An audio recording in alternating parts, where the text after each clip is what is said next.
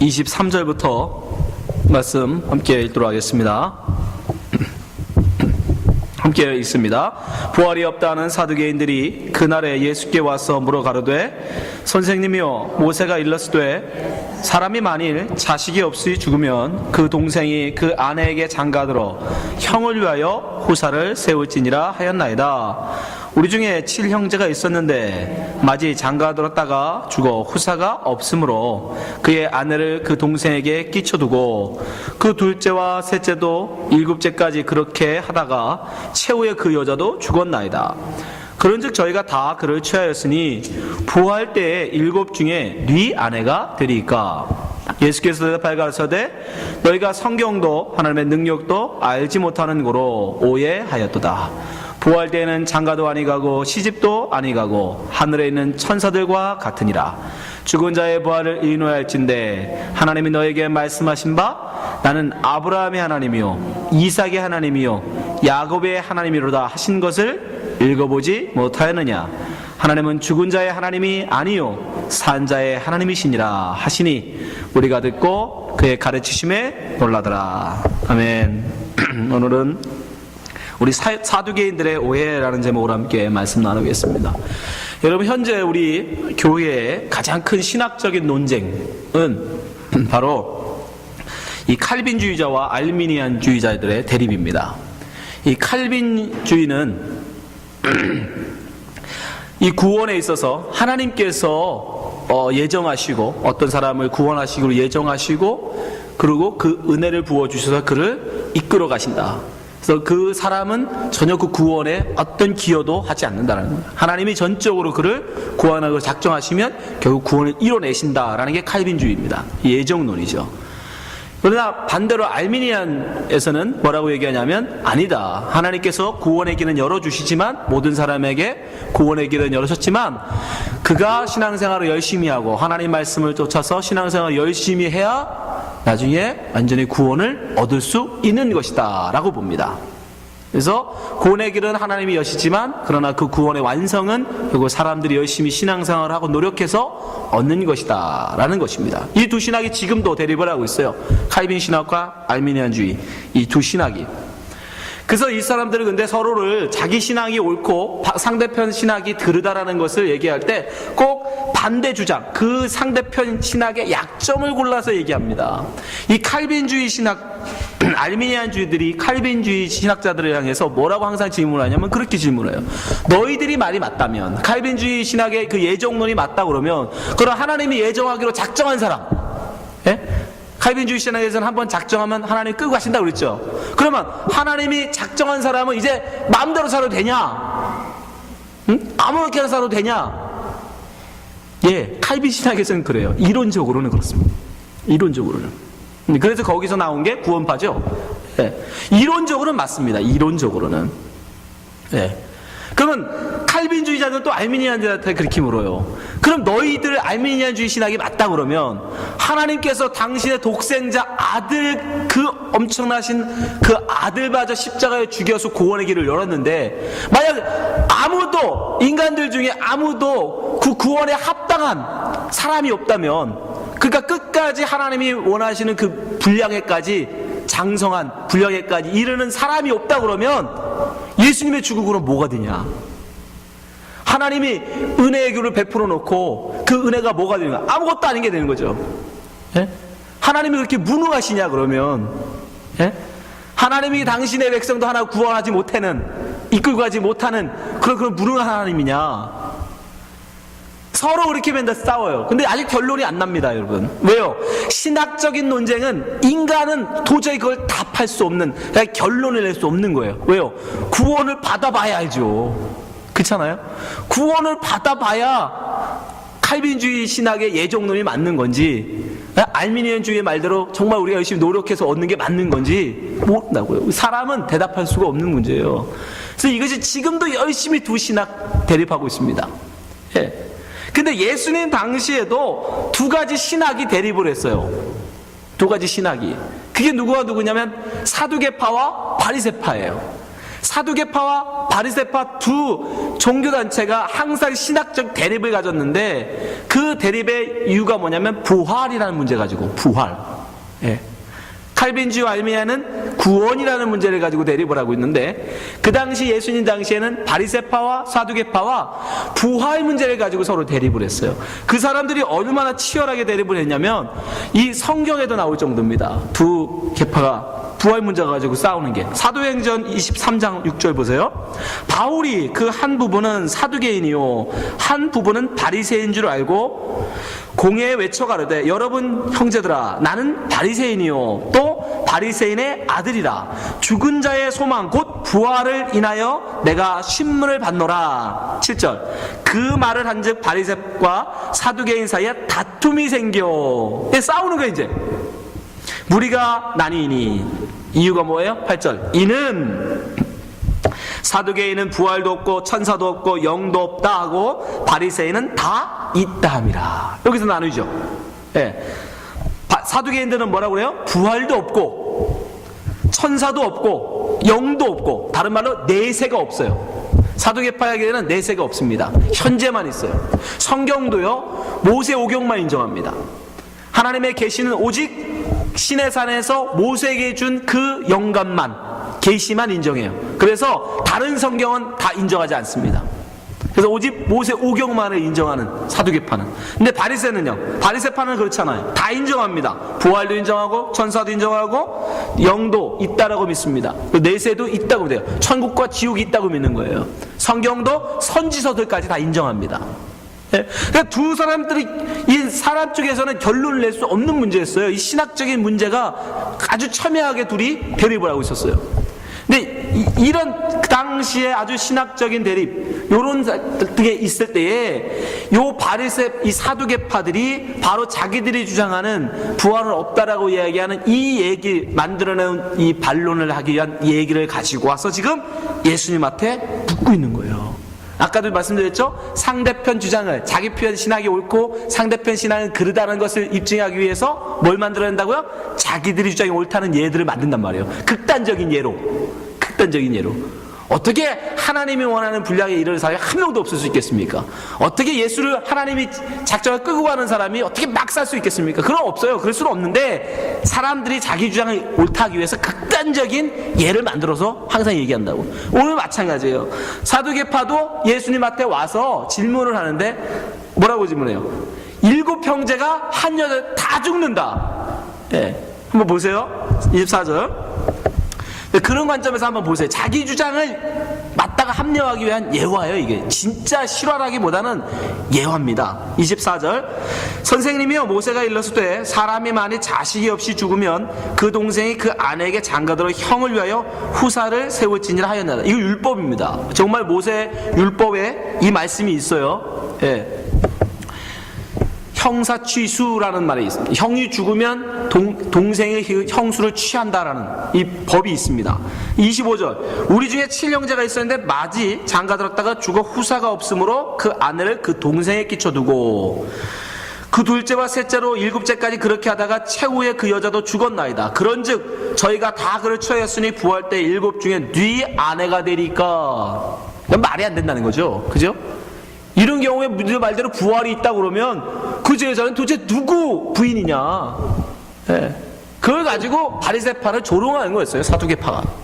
예. 이게 여러분 현실적으로 이런 일이 있을 수 있어 라고 하지만 여러분 창세기에도 보면 그 당시에는 심심치 않게 일어났던 일들이에요. 창세기에도 보면 이런 유사한 일이 있었죠. 자, 창세기 38장 6절 보세요. 유다가 장자 엘을 위하여 큰아들을 위해서 아내를 취하였으니 그 이름은 다말이더라. 다말이라는 며느리를 드렸어요. 근데 어떻게 돼요? 7절 유다의 장자 엘이 여호와 목전에 악함으로 여호와께서 그를 죽이신지라. 큰아들이 죽어버렸어요. 그러니까 8절 유다가 오난에게 둘째 아들이거든요. 오난에게 이르되 내 형수에게로 들어가서 남편의 아우의 본분을 행하여 내 형을 위하여 씨가 있게 하라. 예. 진짜 있었대요. 근데 이 오난도 어떻게 됐어요? 죽습니다, 여러분. 오난도 죽어요. 그러니까 진짜로 있을 수 있는 일이에요. 그 당시에는 일들이. 물론 7 형제가 다 죽으면 뭐 그런 일은 없겠지만, 예. 형제가 뭐 죽고 이런 경우는 있을 수 있단 말이죠. 그 당시에 충분히 있을 수 있는 일을 가지고 지금 이 사두개파가 바리새파들을 공격하고 있던 거예요. 근데 예수님이 거기에 대해서 대답하시죠. 자, 뭐라고 대답합니까? 너희들이 오해했다. 자, 29절 보세요. 예수께서 대답하여 가시되 너희가 성경도 하나님의 능력도 알지 못하는 고로 오해하였도다. 너희들이 지금 부활이 없다라고 지금 나한테 얘기하고 있는데 그건 너희들의 오해다. 너희들이 지금 성경을 잘 모르기 때문이라는 거예요. 첫 번째 그들이 오해한 이유가 뭐예요? 성경도 모르기 때문에, 성경도 하나님의 능력도 모르기 때문에 오해했다는 겁니다. 여러분, 우리는 그래서 성경을 열심히 알아야 돼요. 성경을 제대로 알지 못하면 우리는 성경을 오해할 수밖에 없어요. 여러분, 성경은 성경으로 풀어내야 됩니다. 신약의 모든 말씀이 여러분 구약 속에 다 있는 거 아십니까? 예수님은 결코 본인이 그냥 말씀하시지 않았어요. 구약에 있는 모든 말씀들을 다 인용해서 말씀하셨어요. 왜요? 구약에 있는 모든 것들을 신약에서 예수님이 해석해 주신 거예요. 그래서 말씀들을 우리가 바로 알아야 합니다. 그렇지 않으면 신약의 말씀들을 해석해낼 수가 없어요. 반대로 구약에 그 있었던 일이 신약에서 해석이 됐기 때문에 이 일이 이렇게 된 거구나. 그래서 신약을 봐야 구약의 그 일의 의미, 참된 의미를 알 수 있는 거예요. 지금 여기 잠깐 나온 유다의 아들들 이야기들, 이것도 왜 나온 거예요? 바로 이런 일들을 이해해 주시기 위해서요. 다 이유가 있단 말입니다. 그러니까 성경을 잘 하지 못하면 우리는 오해할 수밖에. 그래서 우리는 날마다 성경을 상고하고 부지런히 성경을 봐야 돼요.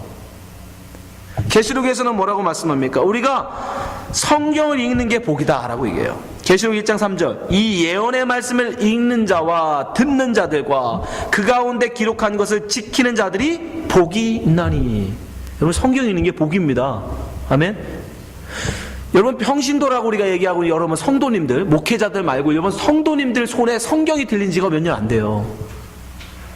그걸 아십니까? 여러분 손에 성경을 읽을 수 있도록 이렇게 주어진 게 불과 얼마 안 돼요. 기독교 역사 신약만 쳐도 2000년인데 2000년이 넘는 시간 동안 여러분 일반 성도들이, 목회자가 일반 성도들이 성경을 본 지가 200년 정도 안 됩니다. 굉장히 짧은 역사예요. 그런데 여러분이 지금 집집마다 지금 성경을 두고 보고 있잖아요. 그것도 여러분이 읽을 수 있는 우리나라 말로. 굉장한 은혜죠. 그게 복이라고요. 그런 복이 지금 우리에게 주어졌음에도 불구하고 성경 읽다고 잡아가지도 않잖아요. 그죠? 근데 여러분들은 근데 성경을 안 읽잖아요. 크게 회개하셔야 돼요. 이거 자동차 뒤에다가 이렇게 넣어놓으라고 있는 게 아닙니다, 여러분. 차에다가 성경 넣어놓고 다니면 그 차가 사고 안 납니까? 그런 거 없어요. 이런 성경을 읽으라고 있는 겁니다. 읽으라고. 성경을 읽으라고. 한국 기독교의 놀라운 일은, 한국 기독교는 복음이 우리나라에 전파되기도 전에 성경이 먼저 번역된 나라예요.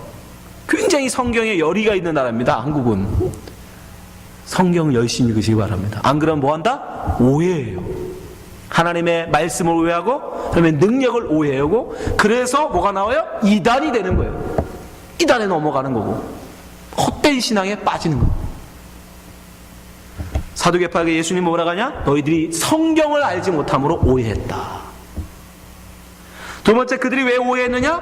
그들은 자기들의 고정관념, 자기들이 가지고 있는 그 고정관, 자기들의 그 세계를 벗어나지 못한 거예요. 거기서 말씀을 보았기 때문에 벗어나지 못하는 거예요. 자, 30절 말씀 보세요. 이건 우리도 마찬가지인데 30절 보세요. 같이 읽겠습니다. 시작. 부활 때에는 장가도 아니 가고 시집도 아니 가고 하늘에 있는 천사들과 같으니라.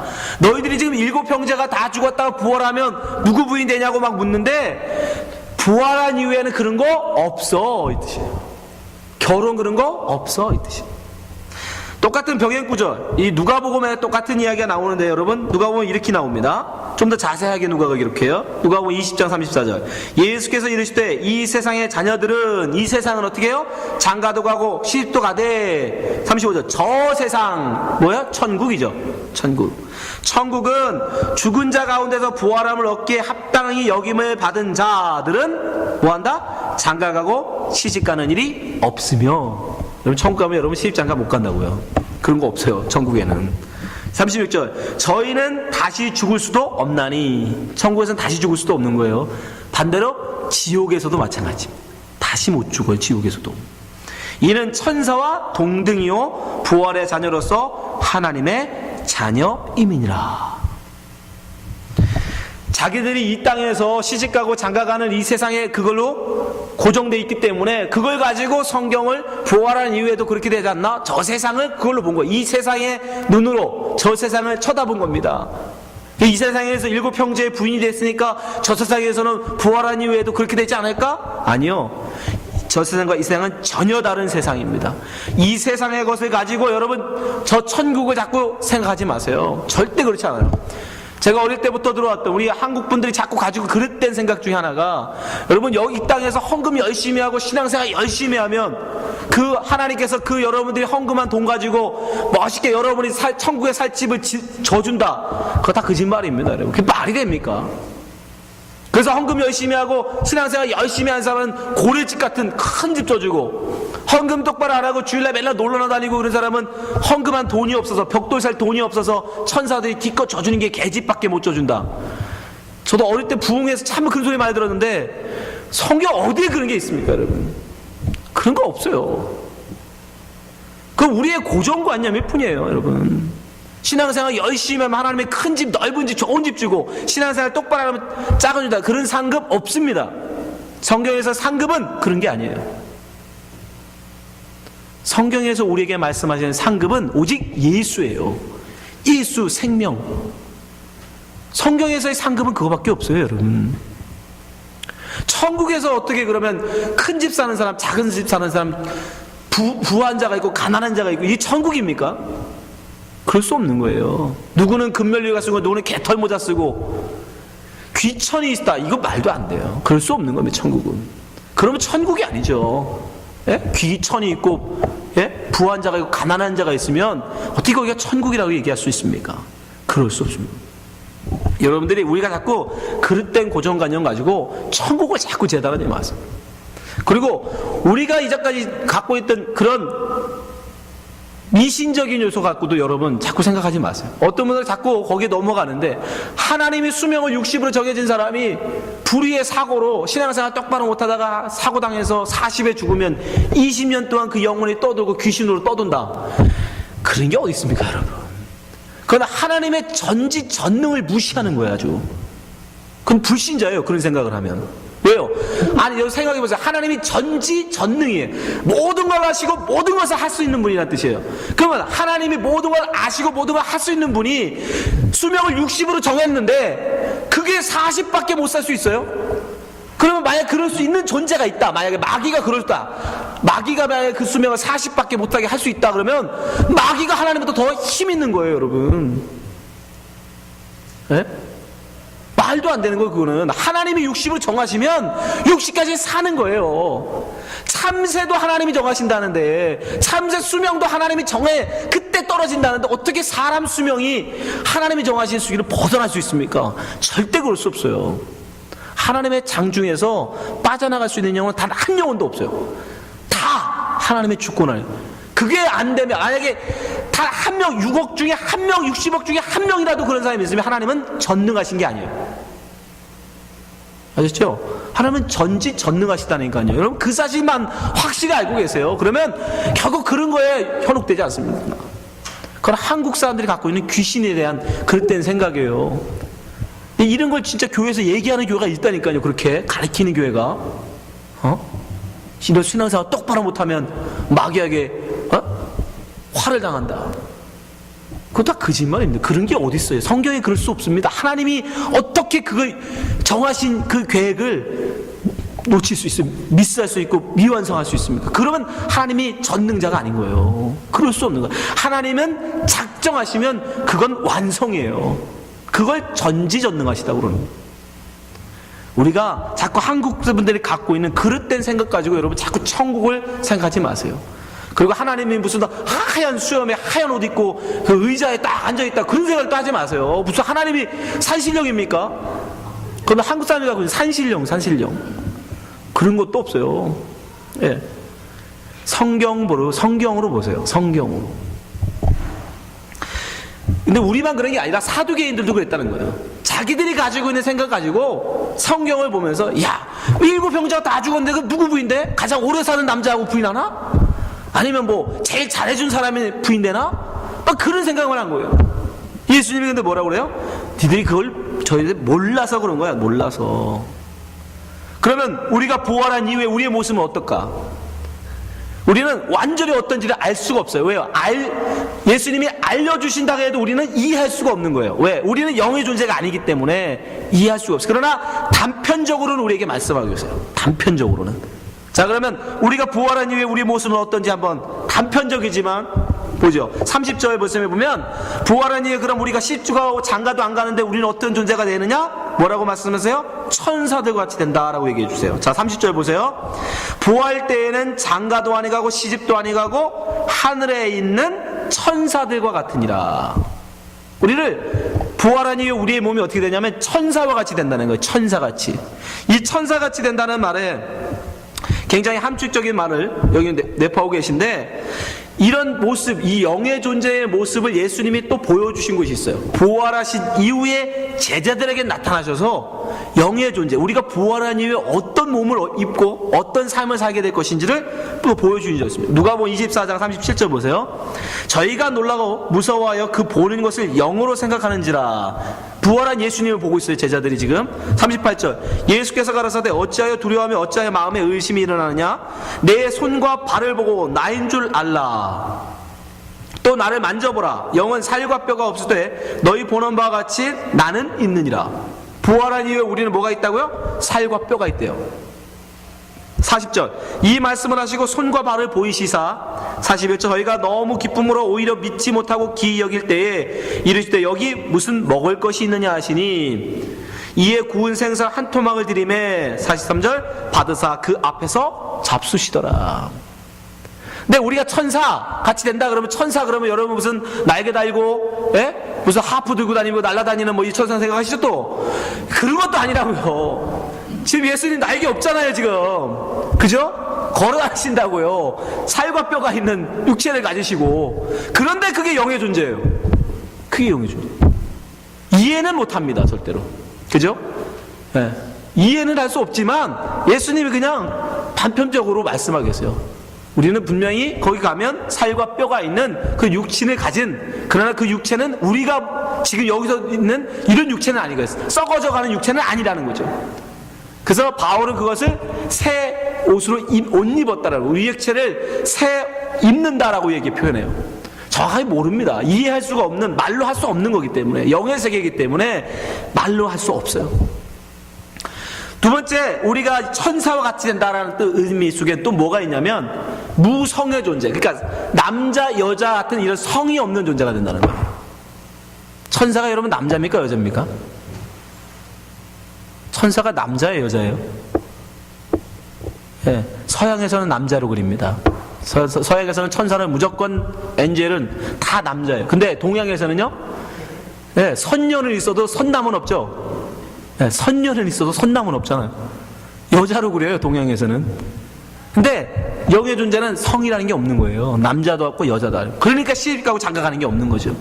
근데 이것은 이미 하나님께서 우리에게 힌트하셨어요. 창세기 2장 21절 말씀해 보세요. 여러분, 하나님이 원래 만든 건 뭐라고 그러죠? 사람을 만드신 거. 사람. 하나님이 만든 건 남자가 아니고 사람을 만드셨다고요. 근데 언제 이 사람이 남자 여자가 돼요? 사람에게서 갈비뼈를 빼가지고 여자를 만들 때, 여자가 갈비뼈에서 빠져나가 여자가 되니까 그 갈비뼈가 빠져나간 남자가, 아니 사람이 남자가 된 거예요. 이해되세요? 하나님은 원래 사람을 만드셨다고요. 남자도 아니고 여자도 아닌 사람인데 거기서 갈비뼈를 빼서 여자를 만드니까 그 사람이 뭐가 돼요? 남자가 된 거고, 빠져나온 갈비뼈는 여자가 된 거예요. 이해되세요? 자, 말씀 보세요. 21절. 여호와 하나님이 아담을 깊이 잠들게 하시니, 아담이라는 단어가 사람이라는 뜻이에요. 사람. 아담. 네, 사람이라는 말입니다.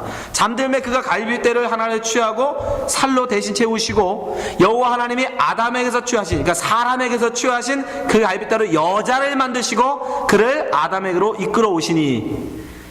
23절 아담이 가로되 이는 내 뼈 중에 뼈요 살 중에 살이라. 이것을 남자, 이제 남자라는 말이 나오죠. 남자에게서 취하였은즉 여자라 칭하리라 하니라. 근데 놀라운 건 뭐예요? 다시 이 여자가 다시 남자에게로 돌아가서 다시 둘이 하나가 되면 그건 뭐라고 그래요?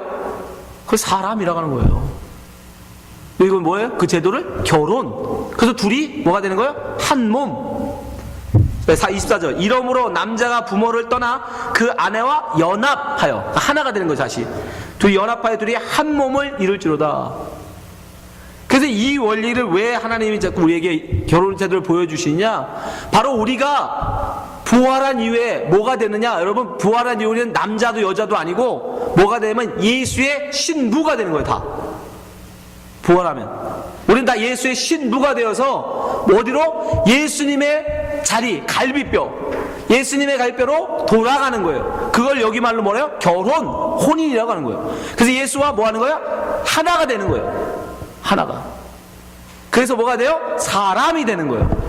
온전한 사람. 그걸 뭐 다른 말로 하면 영의 사람이라고 그러죠. 네? 영적 존재. 신랑 대신 예수와 우리가 하나가 돼서 원래 거기서 나온 거니까 다시 연합되어져서 우리는 사람, 온전한 사람이 돼서 영생을 살게 되는 거예요. 그걸 바로 그 원리를 여기서 보여오고 계신 거예요. 그래서 성경에서 우리를 일컬어 뭐라고? 신부. 예수님을 위해서 준비한 거룩한 신부라고 얘기하는 거예요. 자, 계시록 21장 2절 또 내가 보매 거룩한 성 새 예루살렘이 하나님께로부터 하늘에서 내려오니 그 예비한 것이 신부가 남편을 위하여 단장한 것 같더라. 거룩한 성 새 예루살렘, 바로 그게 뭐예요? 바로 우리를 얘기하는 거예요. 하나님의 신부, 예수님의 거룩한 신부를 얘기하는 거예요. 바로 우리를, 교회를 의미하는 거예요. 이해되시죠? 그 원리로. 그래서 우리는 남자도 여자도 아니고 거기서 성이 없는 거예요. 그래서 결혼 시집가고 장가가는 결혼도 없는 거예요. 우리는 다 부활한 이후에 천국에서 다 뭐다? 예수의 신부로 살아가는 거예요. 예수의 신부로. 그것이 성경 속에 지금 우리에게 조금씩 힌트해 주신, 더 정확하게는 자세하게 모르죠. 가서 보세요. 여러분들이 천국 가서 보시면 확실히 아시겠죠. 네. 예수님께서 이렇게 그들의 오해에 대해서 말씀하시고 나서 그들을 부활에 대해서 증명을 하시는데, 아까 제가 말씀드렸죠. 사두개인들은 뭐만 인정한다? 모세 오경만 인정한다 그렇죠? 그래서 그들이 인정하는 모세 오경에 있는 말씀을 가지고 그들에게 부활을 증명하십니다. 증명. 자, 31절부터 32절 보세요. 죽은 자의 부활을 의논할진대 하나님이 너희에게 말씀하신 바 나는 아브라함의 하나님이요 이삭의 하나님이요 야곱의 하나님이로라 하신 것을 읽어보지 못하였느냐? 하나님은 죽은 자의 하나님이 아니요 산 자의 하나님이시냐 하니라. 이 말씀 가지고 여러분들 확실히 와닿으세요? 무슨 말씀인지? 산 자의 하나님, 죽은 자의 하나님이 아니라 산 자의 하나님이다. 누가가 이거에 대해서 좀 더 자세하게 우리가 이해하도록 쉽게 설명해 놨습니다. 누가복음 20장 37절 죽은 자의 살아난다는 것은 모세도 가시나무 떡에 관한 글에 보였으되 주를 아브라함의 하나님이요 이삭의 하나님이요 야곱의 하나님이라 칭하였나니. 38절 그걸 말씀드려야겠네. 여러분, 가시떡이 나무에서 모세에게 지금 하나님이 나타나서 말씀하실 때가 아브라함으로부터 몇 년? 430년 뒤에요. 아브라함이 이 당시 살고 있을 때가 아닙니다. 이미 역사적으로는 모세보다 430년 전 사람이에요. 아브라함은. 이해되시죠? 예, 한참 전에 할아버지라고요. 아브라함은 모세보다. 예, 아브라함한테 하나님 말씀하시잖아요. 네 후손들이 애굽에 가서 430년 동안 종살이 하게 되리라. 그럼 그 종살이 하고 있는 모세에게 하나님이 나타나신 거잖아요. 그러니까 적어도 430년 전에 할아버지예요. 근데 그 아브라함을 이야기하시면서 하나님이 당신이 누구십니까? 내가 누구라고 전할까요? 라고 하나님의 이름을 물어보니까 하나님이 나는 아브라함의 하나님이라고 말씀하셨단 말이에요. 지금 그 얘기하고 있는 거예요. 자, 38절. 그러면 하나님은 죽은 자의 하나님이 아니요. 그럼 하나님이 죽은 아브라함 이름 팔아서 지금 말씀하시겠느냐? 그건 아닐 거 아니냐 이거예요. 산자의 하나님이시라 하나님에게는 모든 사람이 살았느니라. 이게 굉장히 중요해요. 하나님에게는 모든 사람이 살았느니라. 근데 이걸 믿으셔야 돼요. 여러분, 우리는 반드시 부활합니다. 모든 사람이 다 부활해요. 여러분 믿으십니까? 예. 하나님에게는 뭐라고요? 모든 사람이 살았다는 거예요. 악한 자나 선한 자나 하나님에게는 모두가 다 살아있는 존재래요. 그러니까 즉 인간은 불멸의 존재인 거예요. 우리의 영혼은 사라지지 않습니다. 반드시 다 살아있어요. 우리의 영혼은. 그런데 하나님께서 가르시죠. 악한 자와 선한 자로 가르신다고요. 그래서 선한 자는 생명의 부활로, 악한 자는 뭘로? 심판의 부활로 살려냈어요. 아니, 살아있는 거죠. 그렇게 하나님이 그렇게 존재하도록 만드신. 요한복음 5장 28절부터 보세요. 이를 기이 여기지 말라. 무덤 속에 있는 자가 다 그의 음성을 들을 때가 오나니. 29절. 선한 일을 행한 자는 생명의 부활로, 악한 일을 행한 자는 심판의 부활로 나오리라. 이해되세요? 여러분, 우리는 전부 다 부활합니다. 악한 자나 선한 자나 다 부활한다고요. 소멸되어지고 사라져버리는 영혼은 없어요. 근데 문제는 생명의 부활로 천국에서 하나님과 함께 영원히 살 거냐, 아니면 심판의 부활로 지옥에서 영원히 꺼지지 않는 불 가운데 심판을 받으며 살 것이냐의 문제예요. 그러면 여기서 선한 자와 악한 자를 그냥 여러분 우리가 생각하는 도덕적 윤리적 선함과 악함이라고 생각하시면 안 돼요. 자, 우리는 뭐라고 그랬죠? 하나님의, 예수님의 거룩한 신부. 그러면 거룩한 신부에게 있어서 선한 게 뭡니까? 선한 게. 악한 건 뭐예요? 악한 것부터 말씀드릴까요? 거룩한 신부에게 악한 건 뭐예요? 다른 남자 쳐다보는 거죠. 자기 신랑 안 쳐다보고 다른 거 쳐다보는 거. 여러분, 악함과 선함을, 성경에서 말하는 악함과 선함을 지금 이 시대 윤리 가지고 얘기하시면 안 돼요. 성경은 그거 얘기 안 합니다. 예? 왜? 우리의 윤리는 변하잖아요. 우리의 윤리는 변한다고요. 그러나 성경의 윤리가 변하면 안 되잖아요. 성경에서 윤리 딱 그거 하나예요. 우리의 신랑 대신 예수, 우리의 정절을 지키고 우리의 순결을 지키고 우리의 신랑 대신 예수만 네가 쳐다봤느냐, 아니면 다른 남자 쳐다봤느냐 말이에요. 세상, 돈, 명예, 인기, 세상 혹시 쳐다본 거 아니에요? 딴 놈질. 그걸 호세아서 뭐라고 그래요? 음녀, 간음. 그걸 간음이라고 말하잖아요. 그거 악한 신부잖아요.